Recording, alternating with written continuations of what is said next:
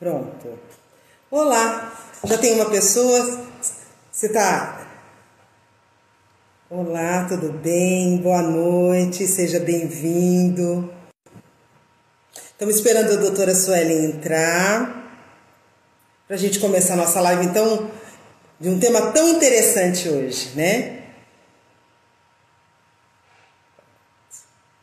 Boa noite.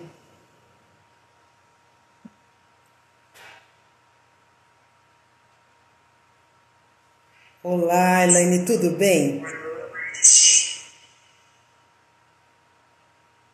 Boa noite. Seja bem-vinda, esperando o doutor.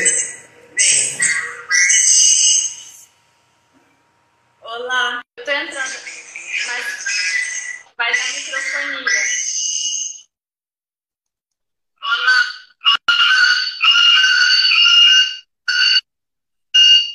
Vai dar uma microfonia, né?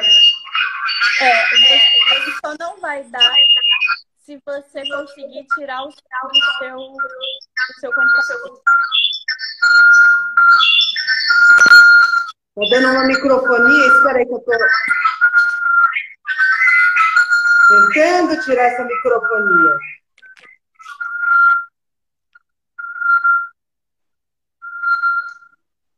Conseguiu tirar? Na verdade, a única forma da gente tirar é você tirar o som do seu computador. Se você não conseguir tirar o som do computador, então é só... vai ter que Não tô desligar o conseguindo. YouTube. Tá, então sai do YouTube.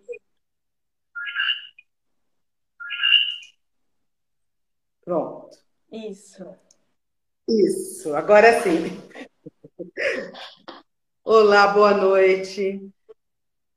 Boa noite. Para quem entrou agora, eu vou conversar um pouquinho, né? Falar um pouquinho dessa questão do que nós estamos fazendo nessa semana, né? A Calanto preparou uma série de conversas com especialistas para a gente aprender uma série de coisas, principalmente com essa questão da longevidade, do cuidado da saúde com o idoso, né? De uma série de coisas. Então, essa semana inteira, uma série de conversas com especialistas sobre assuntos super importantes, né?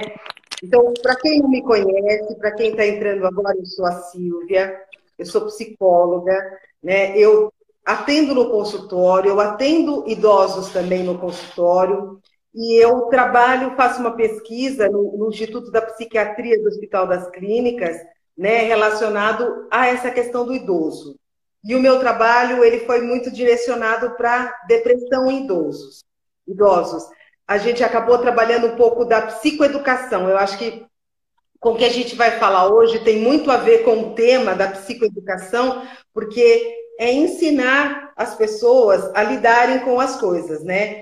E aí eu vou deixar a doutora se apresentar, né? Vou falar um pouquinho da Calanto antes, que a Calanto, ela trabalha com cuidadores, né? A Conceição está entrando, né? Ela trabalha nessa questão também de formar agora cuidadores, ela começou organizando uma série de coisas, né? E o tema que a gente vai falar, ele é muito interessante. A doutora Sueli está do Rio de Janeiro, eu acho que assim, né? Segunda-feira nós tivemos uma live com uma pessoa que estava em Minas, ontem uma de São Paulo e hoje do Rio de Janeiro, né?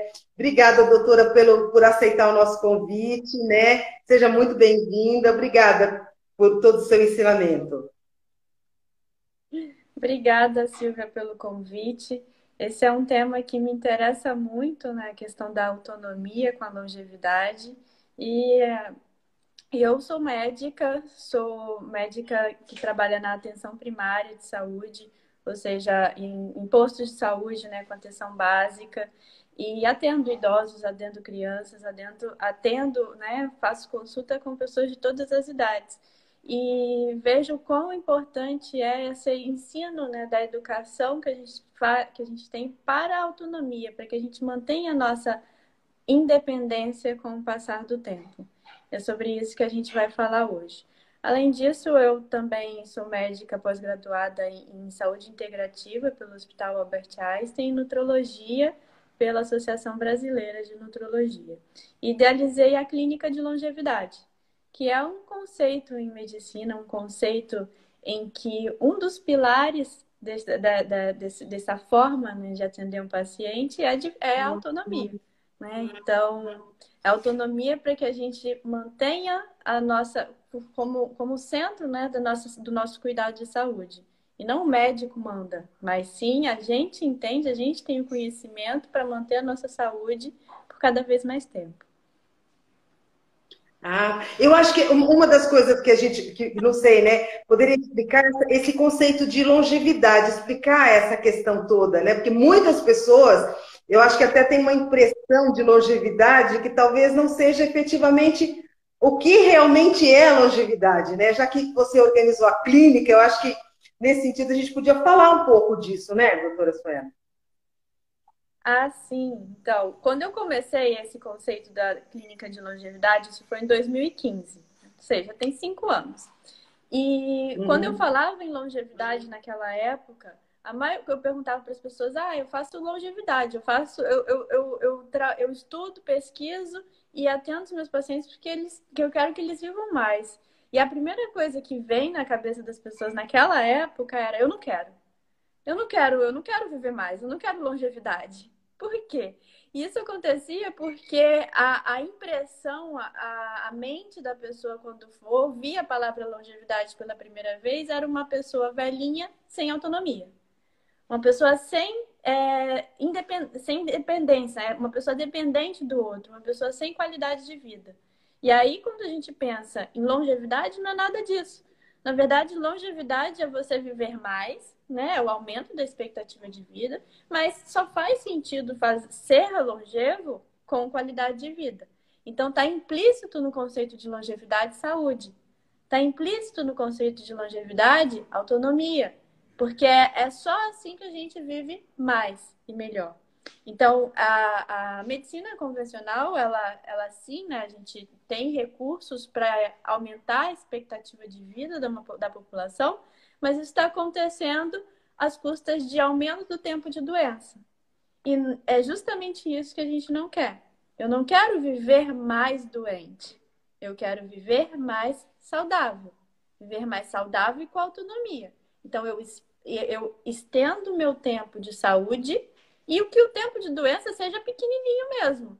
Né? O tempo sem autonomia, o tempo de dependência, ele tem que ser pequeno, porque né, não é bom para ninguém, não é uma qualidade de vida boa, né? Então, a gente aumenta o tempo de saúde. Esse é que é o conceito de longevidade. Eu acho que isso é importante porque essa questão toda de aquela questão de você envelhecer e aquela imagem do envelhecimento com doença, com você na cadeira de rodas ou você tendo uma série de debilidades, não ele está mudando, não está nesse sentido, doutora? Sim, assim, a gente está vendo pessoas envelhecendo com saúde, né? Então, eu moro, né, em Copacabana, que é um dos bairros que tem muitos velhinhos, e a gente vê eles nas academias, andando na praia, comprando seu pão na padaria. Então, são pessoas que estão com qualidade de vida. E é assim que tem que ser, né? Esse é o conceito que a gente busca, né? Uma manutenção da qualidade de vida da pessoa. E isso enquanto a gente está com saúde, mas em qualquer momento, mesmo quando né, como a Calantona se falou, que é que tem a ver com cuidadores, né? Até nesse momento em que o idoso ele já está perdendo a sua autonomia, a gente pode resgatar isso.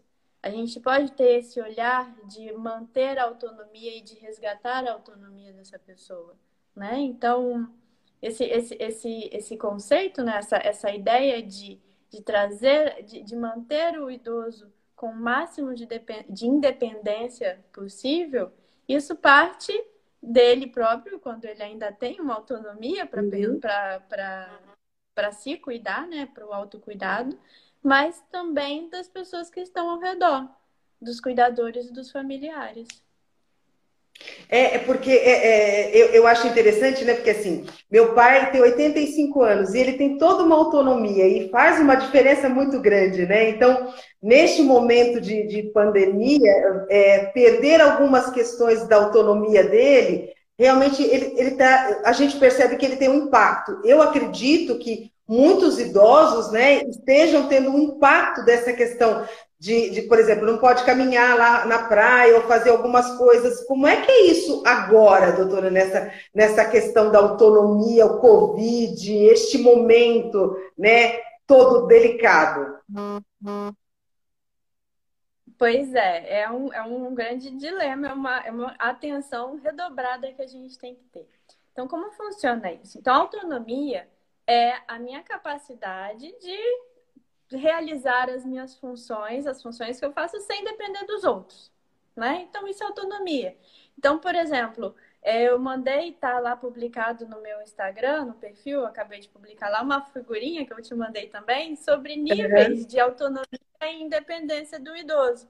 Então, quando a pessoa vai envelhecendo sem saúde, no início, né? Então, a pessoa com completa autonomia. É um idoso que vai lá e faz as suas compras no supermercado ou vai pagar uma conta, coisas que aconteciam antes da pandemia e que agora não podem mais fazer. Então, eles perderam um pouco de autonomia, né? Sim. E essa autonomia, a partir do momento que a gente vai envelhecendo e vai envelhecendo de uma forma não saudável, a gente vai perdendo essas funções, né, de sair de casa. Depois, em casa, também a gente vai perdendo habilidades, né? Então, por exemplo, eu coloquei lá a habilidade de tomar os próprios medicamentos, o controle do xixi, por exemplo, andar, se vestir, tomar banho. E, tipo, o idoso, né, quando ele vai envelhecendo sem saúde, ele vai perdendo essas habilidades. Até o momento em que ele ele perde a habilidade de ir ao próprio banheiro ou de até sair da cama, né? Então, essa perda de autonomia, né, e essa dependência que a pessoa começa a ter é que a gente precisa tomar cuidado. Então, na pandemia, as primeiras autonomias, um idoso saudável que estava completa autonomia, que saía para fazer compras e para pagar suas próprias contas no banco, ele perdeu essa autonomia, né? Então, em casa, a gente precisa estimular esse idoso a manter as habilidades que ele ainda pode conseguir. Então, por exemplo, ensinar o idoso a pagar as contas pelo internet banking. Isso é dar autonomia a ele, né? Se é um idoso que fazia isso, que ia para o banco pagar a conta, agora pode pagar pelo internet banking, né? Então, a gente acaba ensinando novas habilidades. Por exemplo, comprar no supermercado. Não pode mais comprar no supermercado? Já existem, né, várias formas pela internet de escolher as compras se quer, de usar o WhatsApp, se não usa ainda. Então, ensinar essas habilidades para que eles ainda consigam manter a sua autonomia das funções que eles já tinham e não ficar dependente. Então, isso é uma dica de manutenção de autonomia que a gente pode ensinar para esses idosos que faziam essas coisas e agora não estão mais fazendo. Até porque é sempre assim, né? Se a gente para de fazer algo que a gente estava fazendo, né? Se a gente para, fica muito tempo sem fazer Assim, alguma coisa, a gente perde peraí, a doutora. autonomia. Alguém falou que está sem som. O seu som Será? o som tá ligado? O Está meu, sem você está som? me As pessoas ouvindo? estão ouvindo? Não, o seu som não estava sem som. Uma pessoa colocou que não estava ouvindo. Mas será que não está me ouvindo? Tá normal, Alguém olha lá, pode. Arlete. O Isso. Léo. Tá com som, sim. Pronto, tá normal. Pronto. As pessoas estão ouvindo. Né? Essa dica da questão da autonomia é uma coisa super importante. Você, né, podia falar, continuar nessa questão das dicas, de como pode fazer? Sim, né? Então, essa primeira autonomia que eu falei agora é o que eu chamo de autonomia cognitiva. Esses nomes, né, como eu conversei com você antes, são nomes que eu não vi em outro lugar. São nomes que eu fui percebendo e uma forma de eu comunicar esse tipo de autonomia, né? Então, é a autonomia das nossas faculdades mentais. É o que a minha função, o que eu faço. Eu tenho inteligência, eu tenho capacidade mental, minha mente está boa o suficiente para poder sair, pegar um ônibus, ou pegar um Uber, ou ir ao supermercado, ou pagar uma conta de banco, né? Ou interagir com as pessoas. Então, eu tenho uma autonomia da minha cognição, da minha mente, né? Ela é fundamental, né? Ela é super importante, óbvio, né? E quanto mais exercícios de mente a gente faz, mais habilidades a gente tem, menor o risco da gente perder essa autonomia, né? Então, por exemplo, a gente sabe que pessoas que falam mais de uma língua, né, que falam duas línguas, têm menos chances de ter Alzheimer. Por quê? Porque a gente está tá treinando o nosso cérebro, né? Então, treinar o nosso cérebro, treinar a nossa mente é importante para que a gente não se acostume e perca essa autonomia. A própria conversa, né?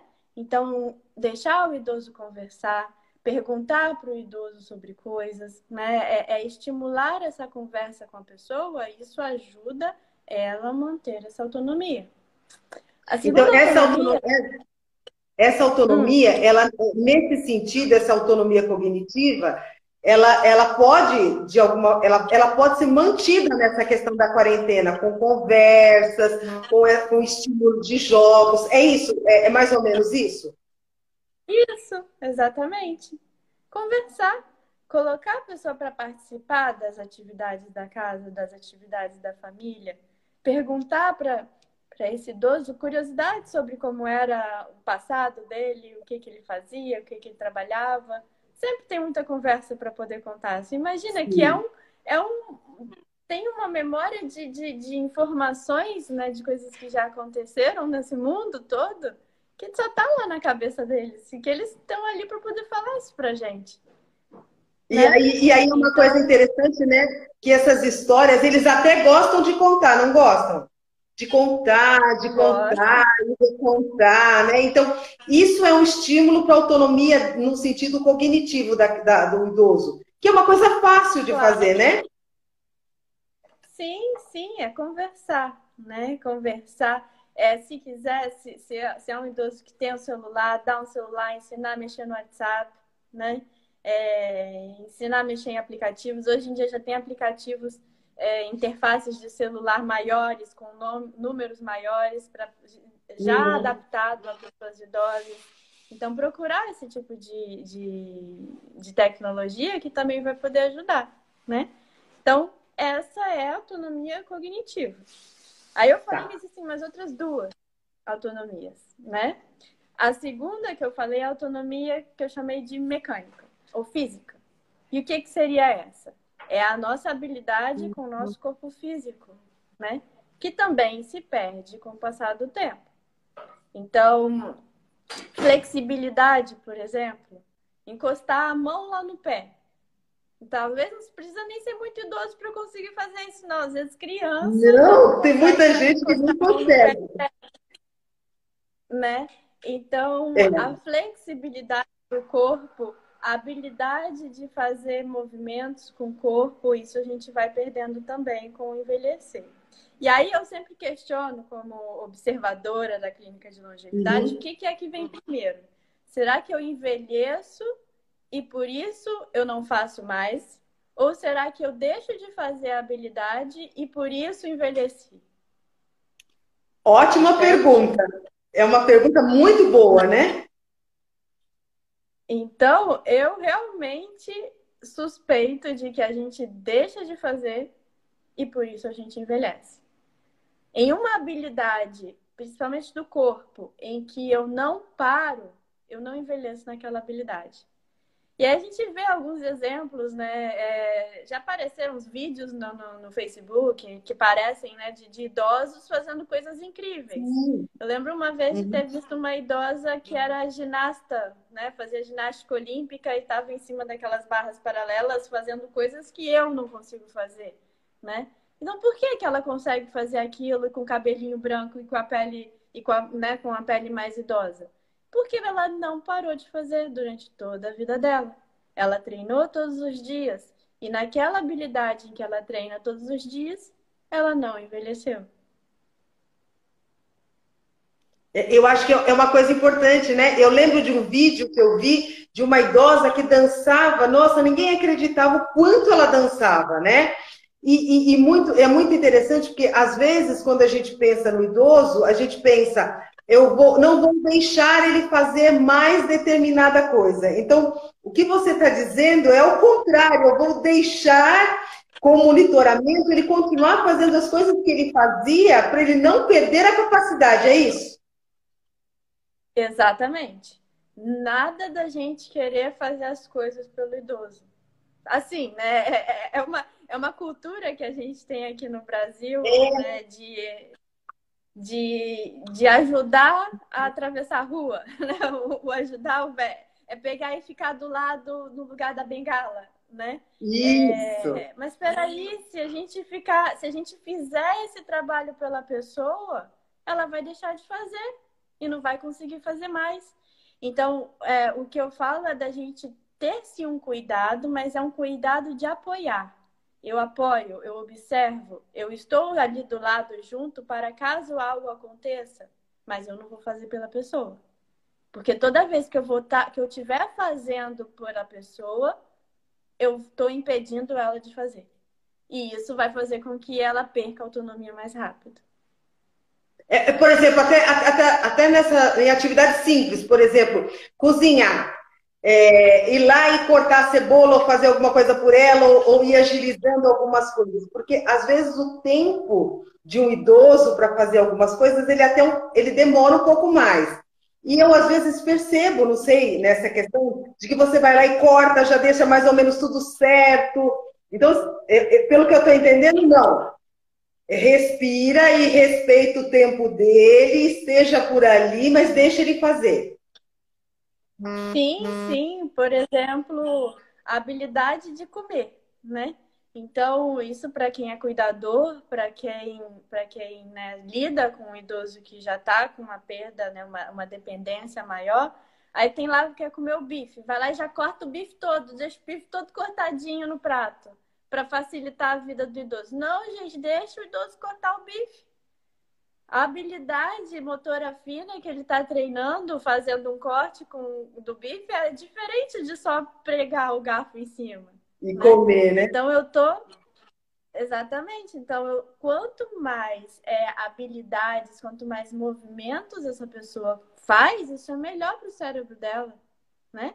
Então, tirar a roupa, colocar um sapato, né?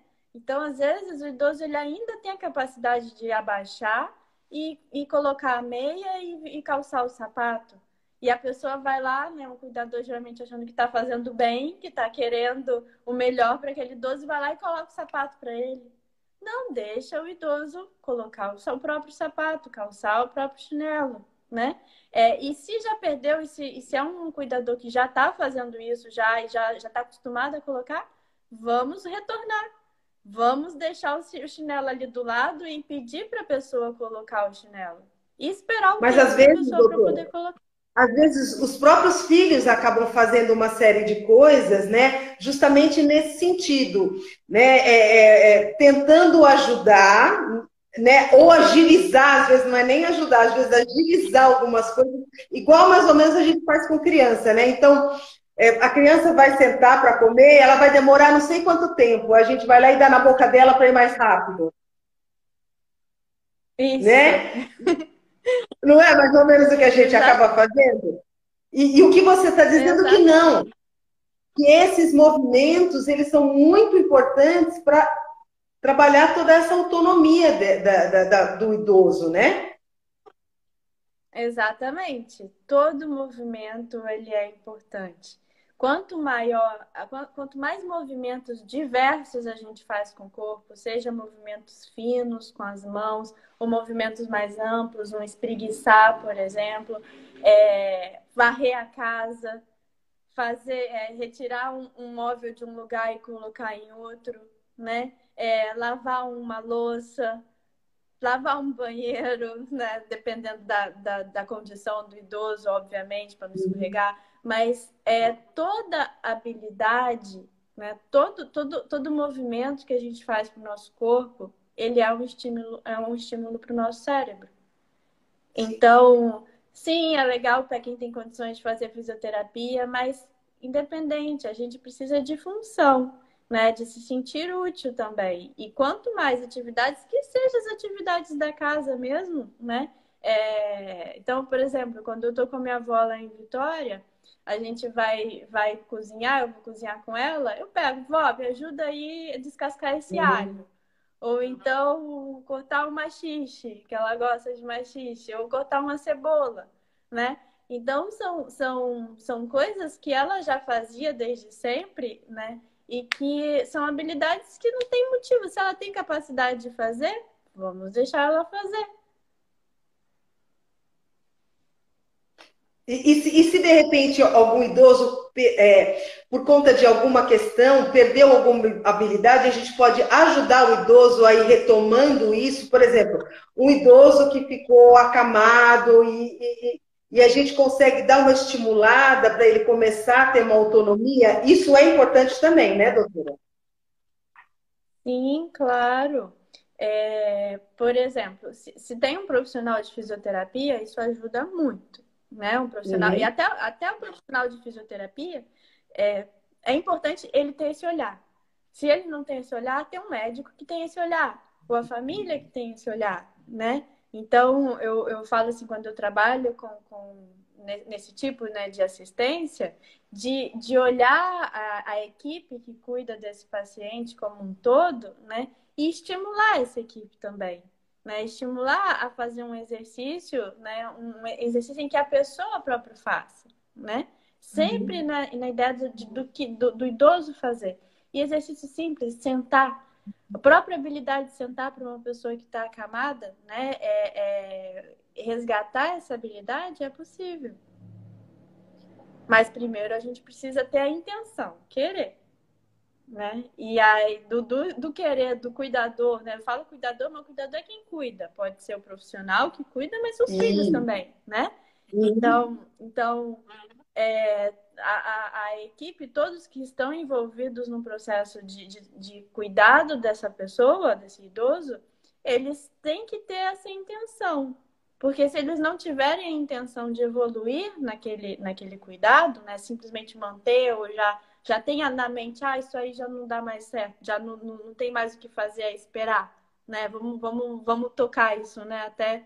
Até um dia se for, que é às vezes o olhar da pessoa também, né? Então ter esse olhar, né? Ter esse olhar de sempre evoluir, de sempre manter a autonomia, nos mínimos detalhes a gente consegue manter a autonomia da pessoa. Até a pessoa que está acamada, também a gente consegue ver mínimos detalhes que podem melhorar a autonomia dela. Porque, de fato, não faz, né? O objetivo que a gente tem, né? O objetivo do cuidado é proporcionar melhor qualidade de vida, né? Sim, sim. Então, esse melhor e obviamente quando a gente fala em longevidade a gente não está falando, né, é esse tipo de longevidade que ninguém quer, que nenhuma pessoa quer. A longevidade é acamada por muito tempo, né? Então Sim, a sim. gente recupera, o objetivo é a gente recuperar a autonomia daquela pessoa, né, na medida do possível, claro. E o cuidado também, o cuidado médico nessas circunstâncias, né? Ela precisa ter o entendimento de saber quando é que é para fazer um cuidado paliativo também, né? De não fazer medidas médicas que a gente saiba que pode estender uma vida que também que não vai trazer um retorno, né? Então, tudo isso são cuidados, né? São conceitos na medicina também, né? Que é a distanásia, que é... Não sei se você já ouviu falar nesse termo, né? Não, doutora, não ouvi. Nunca ouviu falar em Não. distanásia? Todo mundo já ouviu falar em eutanásia, né? Eutanásia é quando a interrupção precoce de uma vida. Isso é um crime, né? É um crime. Mas a distanásia também é previsto no Código de Ética Médico e também já existem muitas discussões jurídicas a respeito disso, que é quando a gente mantém uma vida às custas de tratamentos médicos que não vão ajudar muito por muito tempo, que não vão melhorar a pessoa, que não vão tirar a pessoa daquele quadro. Na verdade, a gente impede uma morte natural, né? Então, esse conceito é o de distanásia e o de ortotanásia. A ortotanásia é a morte correta, a morte natural, a morte no tempo certo. Porque é viver, né? Todos nós um dia vamos morrer. E quando é esse tempo certo de morrer?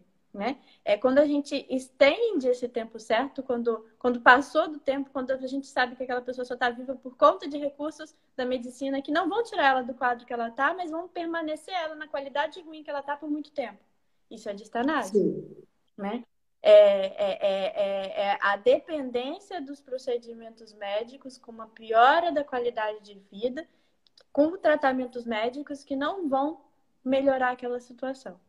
Então, são conceitos, eu fiz uma live semana passada falando sobre esses conceitos todos. Então, tá no meu YouTube também. E é importante a gente se alguém quiser se aprofundar, pode dar uma olhada lá para entender melhor esse conceito e ver essas questões todas, né? E para lidar com a longevidade de outra maneira também, né?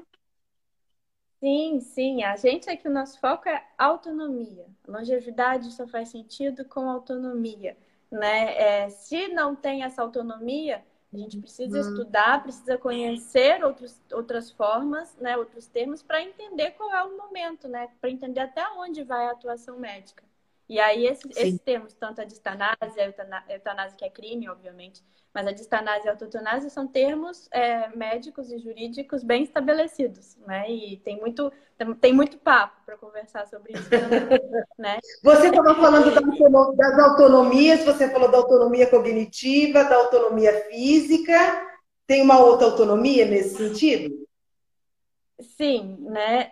Já esses termos, né? Autonomia física, cognitiva e a próxima que eu vou falar, a bioquímica, são termos meus da clínica de longevidade, né? São termos que eu utilizo para conversar com os meus pacientes, né?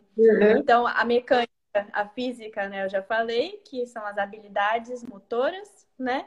Então, a habilidade de tirar uma roupa, colocar uma roupa, por exemplo, ou calçar um sapato. E a outra, a autonomia bioquímica, eu considero a mais importante. Mais importante, assim, todas são importantes, óbvio. Mas é a mais, assim, vamos dizer, mais interessante porque todas as outras duas, né, a cognitiva e a mecânica, ela cursa com o envelhecimento, né? A bioquímica, ela acontece antes. A autonomia bioquímica, a perda da autonomia bioquímica, ela acontece quando a gente ainda acha que está bem.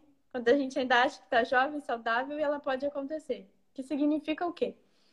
Significa nos primeiros sinais de doenças, quando a gente começa a usar um remédio, quando a gente começa a usar um medicamento. Por exemplo, um antihipertensivo.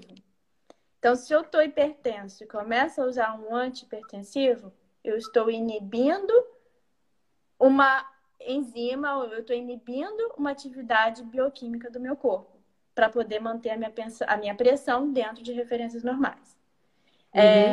Por exemplo, um outro caso, uma pessoa que não consegue dormir e começa a tomar remédio para dormir. Então, se ela está tomando remédio para dormir, ela está perdendo a habilidade do corpo dela dormir sozinha e precisa do remédio para dormir. Então, ela está criando uma dependência de um remédio. Então, a perda da autonomia bioquímica, ela é a dependência de medicamentos. Aí a gente pensa, mas então não é para tomar o medicamento? Não estou dizendo que não é para tomar o medicamento. Se houve uma indicação médica de tomar um medicamento, tem que tomar. Mas não com a ideia de tomar um medicamento para o resto da vida.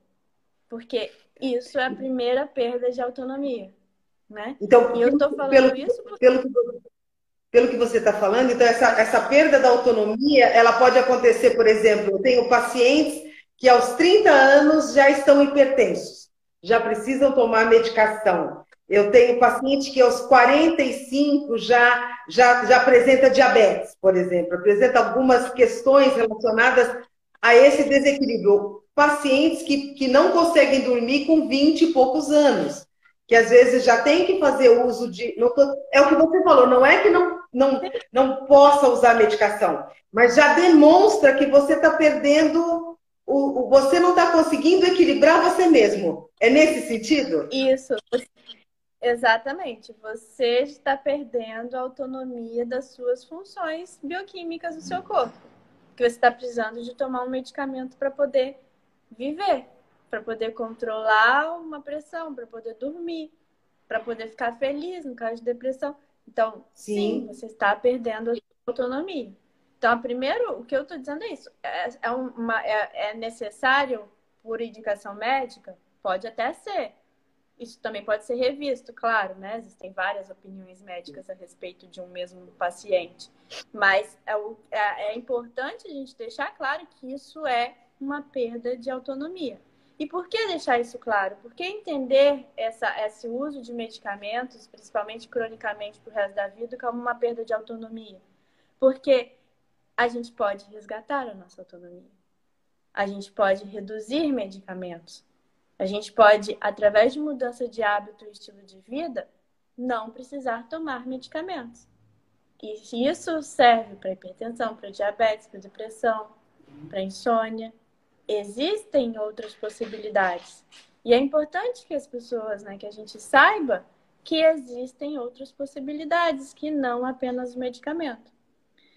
Tudo isso começou, né? Todo esse interesse pela questão da autonomia, pela questão da longevidade, né? Os conceitos e ideais da clínica de longevidade, começou dentro da terapia intensiva, quando eu fazia internato, né, ainda na faculdade, em 2012, eu me formei em 2012, tenho 8 anos.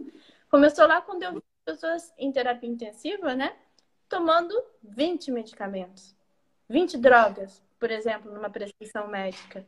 E aí eu via que mesmo com aquelas 20 drogas, essas pessoas morriam, né? Então, as drogas não eram suficientes para poder manter aquelas pessoas vivas. E elas estavam usando drogas desde muito mais antes, né? sim, Nos seus muito, 30. muito antes. Exatamente. Então, esse foi o primeiro insight que eu tive. Então, peraí. Então, quem toma mais remédio tem mais chance de ter uma vida com pior qualidade de vida. Sim. Então, se lá na frente eu estou tomando um monte de medicamentos, 10 medicamentos diferentes, né, com avançadas da idade, se eu entendo que essa perda de autonomia, tanto cognitiva e mecânica, começa com uma perda de autonomia bioquímica, eu vou ter mais alerta para isso. Eu vou ficar mais alerta e vou buscar formas que estão relacionadas com mudança de hábito e estilo de vida para reduzir o uso desse medicamento. E, óbvio, buscar médicos que também acreditem nisso, né? Porque se o seu médico não acredita que você pode ficar sem um remédio, quem é que vai te ajudar nessa empreitada? É. Né? Não vai conseguir. Uma das coisas importantes que a gente acabou não falando, por exemplo, é a obesidade. Nesse sentido do desequilíbrio mesmo, né? Eu acho muito interessante porque, assim, hoje a obesidade, ela já começa, tem índices enormes de crianças obesas. Então, nesse sentido que você está falando, então, eu já começo no meu desequilíbrio bioquímico logo na minha infância, e aí eu já vou acentuando todo esse quadro com estilo de vida de não exercício, estilo de vida de uma alimentação não saudável e uma série de coisas, e isso vai contribuindo para a minha longevidade e a minha perda de autonomia em todos os sentidos. É isso. A gente e as doenças que a gente tem, ou a saúde que a gente tem, é resultado de estilo de vida. É resultado dos fatores ambientais, né, de alimentação, movimento, atividade física, intoxicação ambiental, que são coisas que estão aí, que a gente não tem tanto controle sobre isso. A forma que a gente enxerga a realidade, né? Então, como eu enxergo a pandemia, por exemplo, será que eu vejo isso como uma coisa muito, muito, muito ruim? Eu vou ficar mais deprimido? Eu vou ter mais problemas? Sim. Ou eu vejo isso como uma oportunidade de mudança, uma oportunidade de evolução, né? Então, toda a forma com que a gente enxerga as coisas ao nosso redor e o nosso ambiente é que vai determinar muito mais do que a genética. Genética, ó, isso daqui.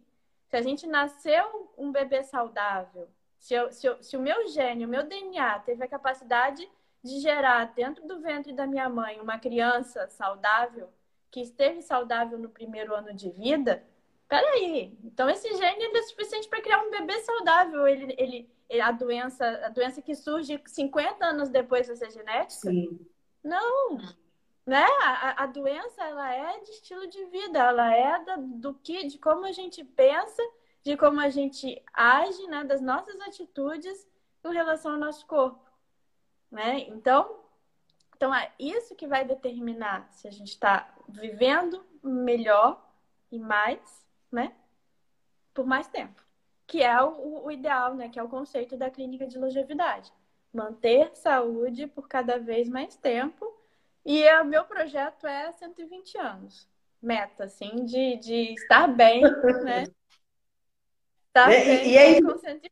E é interessante que você pontuou que essa perda de autonomia, esse envelhecimento no sentido, ele pode ser muito diferente. Eu acho que ele já vem, o conceito já vem mudando, né? Então, a gente acaba vendo idosos assim, eu brinco que alguns idosos, né, eles têm os exames os exames que eles fazem periódicos até melhores do que vários adultos jovens, né? Então, essa questão do colesterol, de uma série de coisas, tem idosos que conseguem manter com a alimentação, com essa questão de ter amigos, de não perder a autonomia, né? Então, por exemplo, meu pai, ele tem 85 anos e ele ficou muito feliz em janeiro porque ele renovou a carta dele por 3 anos.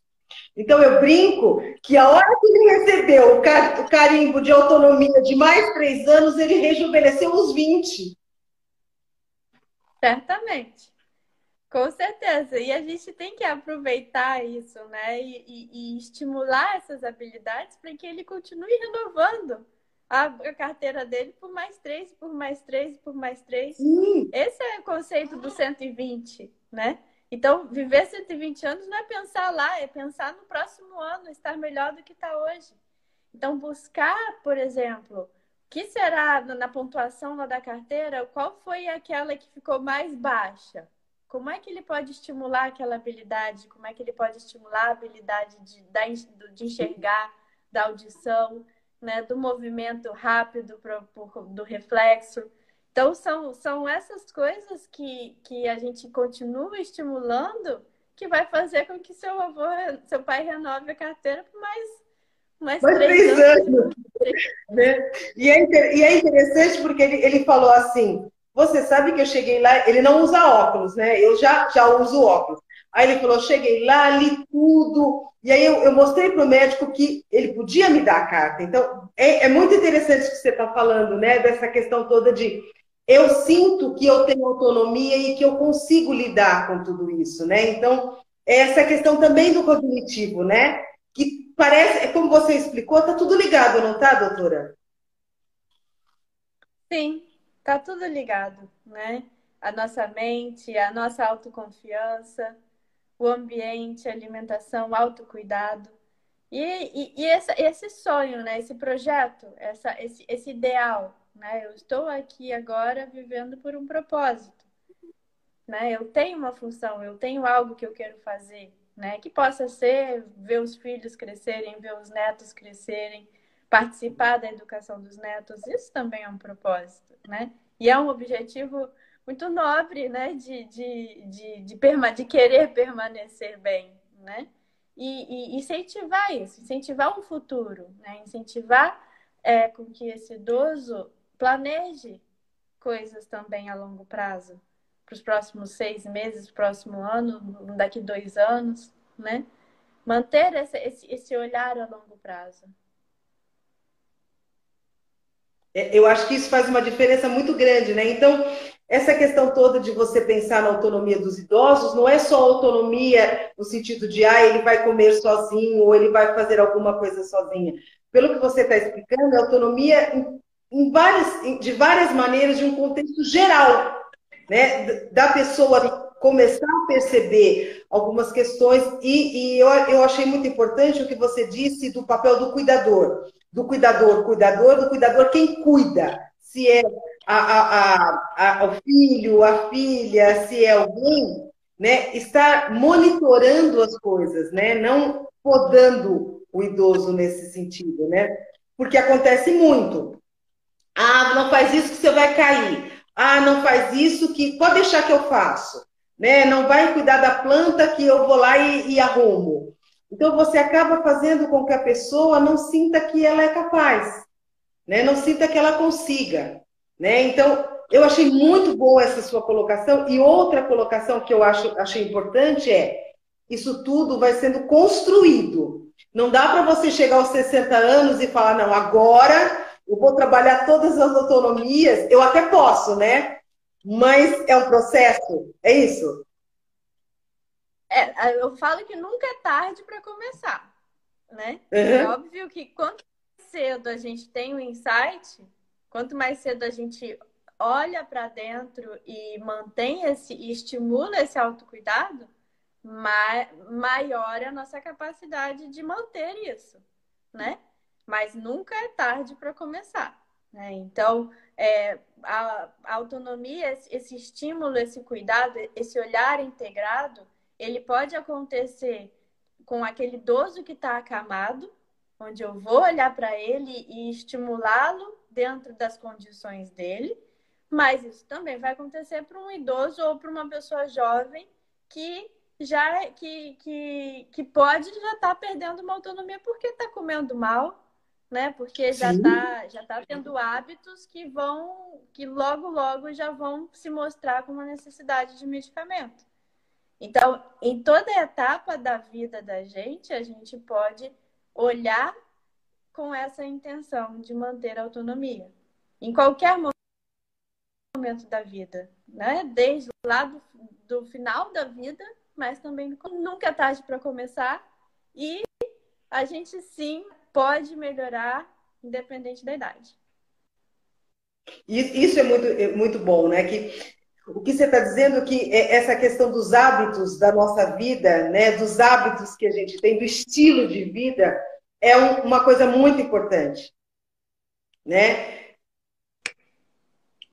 Não sei, né? Você está dizendo que os hábitos que nós temos são muito importantes. Então, hoje menos por conta da pandemia, mas o estresse, a ansiedade, essas questões todas, elas têm um peso muito grande, né? Que muda muito os nossos hábitos de vida. Por exemplo, não dormir, trabalhar o tempo inteiro, às vezes passar dos horários, por exemplo, não almoçar, pular refeições, não tomar água. Então, você vai trabalhando para que a sua autonomia fique mais difícil, a autonomia bioquímica. É nesse sentido que a gente pode mudar. Sim, sim. Eu falo assim, todos os hábitos, né? Os hábitos de estilo de vida, eles vão interferir no nosso corpo.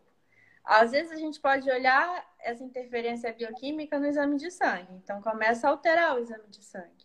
E aí alguns médicos vão lá e já Sim. começam a dar medicamentos, né? Esse é o início de doença. Então, esse é o modelo, né? E qual vai ser a doença vai depender do que manifestar primeiro, né? Mas, e aí sim, pode ser genético no sentido de, meu pai se manifestou primeiro com hipertensão e eu também vou. Pode até ser. Então, a genética ela vai orientar por onde vai adoecer.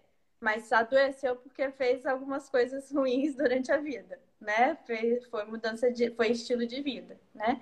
Então, essa autonomia cognitiva, eu preciso de ter uma autonomia cognitiva, né? Então, estar esperto, estar atento, consciente, lúcido, orientado e com um ideal de evoluir. E aí eu uso o Uhum. meu corpo, eu uso da minha autonomia mecânica de movimentar o meu corpo das mais diversas formas para poder estimular o meu cérebro, estimular e ter funções, né? E essa autonomia bioquímica, que é a autonomia de fazer com que o meu corpo ele funcione de forma autônoma, sem necessidade de medicamentos. Essas são as três, né? Eu coloquei de forma assim didática em separar em três, justamente para a gente entender que aquele idoso que lá na frente, né, vai ter uma piora da qualidade de vida e não vai conseguir essa longevidade que a gente pensa, que eu quero, que eu desejo, ele começa lá na idade mais jovem, fazendo coisas que atrapalhem, né, que piorem, né, que já comece a perder a autonomia bioquímica dele. Isso é uma coisa importante, porque a gente pensa em longevidade, assim, o conceito da longevidade era eu chego aos 70, aí eu vou querer chegar aos 90. Então, pelo que você mostrou para a gente e conversou, a minha longevidade ela começa o tempo todo, cuidando, o autocuidado, o cuidado com todas essas. Então, nesse sentido, a família tem um papel muito importante também, né? Com a questão dos hábitos, né? Com os comportamentos, né? Ensinados até. Né? Então, o hábito de comer legumes, verduras, de ter uma alimentação mais saudável, de ter algumas questões nesse sentido, são muito importantes. Né? Então, porque a gente pensa, não, olha, eu vou me aposentar e eu vou viver. Né? Hoje menos, mas se pensava isso, né? Eu vou me aposentar, aí eu vou começar a viver. E a gente percebe que muitas pessoas, elas vão adiando essa vida até ela ficar com uma intensidade menor, né? Porque a vida, ela acontece o tempo inteiro. Exatamente. A gente não tem que esperar para viver. Eu vou esperar isso para poder fazer alguma coisa. Não, é o tempo todo. Né? É uma educação, é uma atenção constante que a gente fica, né? E a gente aprende a fluir nessa atenção, a fluir, né, na vida nesse cuidado, nessa autorreflexão constante, né? Das nossas atitudes, e assim a gente está evoluindo e está mantendo saúde por mais tempo. Então, a longevidade, ela começa quando você desperta para isso. Então, pode ser, se a família já tem esse despertar, a criança ela já vai ter um cuidado diferente, né? Já vai ter um olhar diferente. Mas se não teve essa oportunidade na infância, ó, é quando despertar. Pode ser hoje, pode ser agora assistindo essa live. Então, a gente agora, a partir de hoje, pode já ter esse olhar, né, de buscar referências para evoluir. E aí a gente pode fazer isso dentro das nossas próprias referências, né? Então, todo mundo tem uma referência de como se alimenta de uma forma saudável, por exemplo. Todo mundo sabe que Coca-Cola faz mal, vamos dizer assim, né? Mas a gente pode entrar dentro das nossas referências e, óbvio, a gente pode pesquisar e procurar pessoas que fazem isso da vida também, né? Que pesquisam isso, né? Então, por exemplo, né? Eu sou uma pesquisadora de referências em saúde para que a gente tenha, né, o melhor cuidado e as melhores atitudes para manter a saúde por mais tempo. Então, e essa é uma coisa interessante, né? Trazer esse tema no sentido de longevidade, qualidade de vida, mas autonomia e você ir aprendendo. Então, é o que você falou, né? Daqui a pouco a nossa live está terminando e, assim, é o que você disse, o despertar para a longevidade, ele pode acontecer em qualquer momento. E é muito bom que ele aconteça justamente porque a qualidade de vida da pessoa e da própria família também, né? Que essa questão da longevidade com alguém acamado, com alguém doente, afeta o psicológico da família toda, afeta tudo, né? Então, essa questão toda pode ser construída nesse sentido, né? E pode ser despertado em qualquer momento, né? Então, num momento de você ter autonomia, de você conseguir lidar com as coisas, né? Daqui a pouquinho vai encerrar, você não quer deixar... Eu agradeço muito seus ensinamentos, eu acho que foi muito bom essas questões que nós falamos, até para as pessoas pensarem sobre a própria vida. Não só na questão do idoso, mas de como o estilo de vida de cada um de nós é importante, né? Então, eu queria que você deixasse suas considerações finais. As pessoas que quiserem podem te procurar para você deixar alguma coisa. A Acalanto Longevidade agradece muito, né, a todo mundo que está na live e conhecer o trabalho da Acalanto também. Muito obrigada, doutora, pelas suas considerações agora. Obrigada. Bom, eu acho que você conseguiu sintetizar bem, né, a mensagem, né? A gente começou essa live falando sobre a autonomia do idoso e concluímos que a autonomia do idoso, ela começa para todos nós, né, no momento em que a gente desperta, né? Então esse é o momento, né? E que não é tarde, né? Não é tarde para a gente fazer esse despertar, para a gente iniciar esse cuidado em qualquer momento da nossa vida, ou das pessoas que a gente cuida, a gente pode ter esse olhar, né? Mesmo se a pessoa está acamada, mesmo se a pessoa já perdeu grande parte da sua autonomia, esse olhar ele também existe, ele pode ser melhorado, né? É, eu faço, né? Eu na clínica de longevidade, esse conceito, esse entendimento faz parte da minha rotina de trabalho. Eu atendo pessoas de qualquer idade, né? Desde pessoas que estão na situação de estarem acamadas, como também pessoas que querem se manter saudável por mais tempo. Meu contato é a clínica de longevidade, então eu tenho o site clinicadelongevidade.com.br, tem esse Instagram aqui, tem YouTube, tem Facebook, então todas as mídias é o mesmo nome, Clínica de Longevidade, né? E estou aí disponível para dúvidas, esclarecimentos. Tem uma modalidade agora na pandemia que é a consulta online, né? Onde a gente pode iniciar grande parte dessas mudanças de uma forma personalizada através da consulta online também. Eu Então, acho que para vai dar todo um o tempo para país. você explicar um pouquinho mais como seria essa consulta online. Nós temos mais uns 4 minutinhos, pode falar. A consulta online, ela é um serviço da clínica em que a gente faz um atendimento inicial, né, de 30 minutos, tem de 30 minutos e tem de 1 hora, e é via whereby, que é tipo um Skype, né, uma Uhum. tecnologia de videoconferência. A gente faz essa consulta e a partir daí isso serve para esclarecer dúvidas, né? Isso serve também para solicitar exames de sangue, para analisar exames de sangue, para prescrever vitaminas e minerais, para auxiliar no tratamento no uso de medicamentos, no uso de alimentação também, né, que eu faço a parte da nutrologia, então a ensinar a pessoa a se alimentar. Para o caso de cuidados, né, de idosos, para fazer uma conversa com o filho, com a família, para entendimento desses conceitos todos de uma forma personalizada, né, para falar com os cuidadores, para falar com o fisioterapeuta. Então, Porque todo esse olhar. uma coisa que é importante, doutora, é que muitas vezes os idosos com algumas questões de saúde, neste momento da pandemia, não vão fazer exames, não vão continuar se cuidando, param de tomar medicação. Então, é muito importante falar que este momento é um momento de cuidado, não é?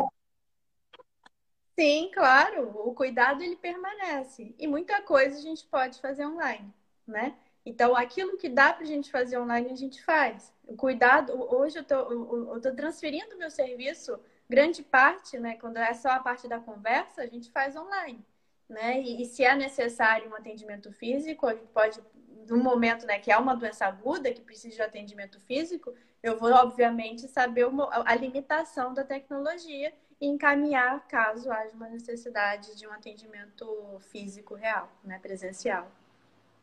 É porque o que acontece é que as pessoas acham que elas estão com receio do Covid, de se contaminar, e muitas vezes elas estão ficando em casa e não estão pensando nessa questão da alimentação, às vezes não estão cuidando do sono, não estão tomando sol, não estão fazendo exercícios, não estão mais isoladas, né? Então eu falo que o nosso sistema imunológico, ele agradece quando a gente continua ajudando ele, né? Não é verdade? Sim, a gente não pode parar, né? É atenção constante. É esse olhar, esse despertar para o autocuidado, que vai manter a nossa autonomia. Então, isso não para, né? Eu acho Muito que obrigada, essa é a doutora. mensagem. Eu tento sempre relembrar, postar coisas nas minhas mídias que tenham relacionado a isso, né? E a ideia é isso, a gente lembrar. Toda vez que a gente lembra, a gente volta, né? E depois esquece de novo, depois lembra. E assim a gente vai evoluindo. É assim, vivendo com qualidade de vida.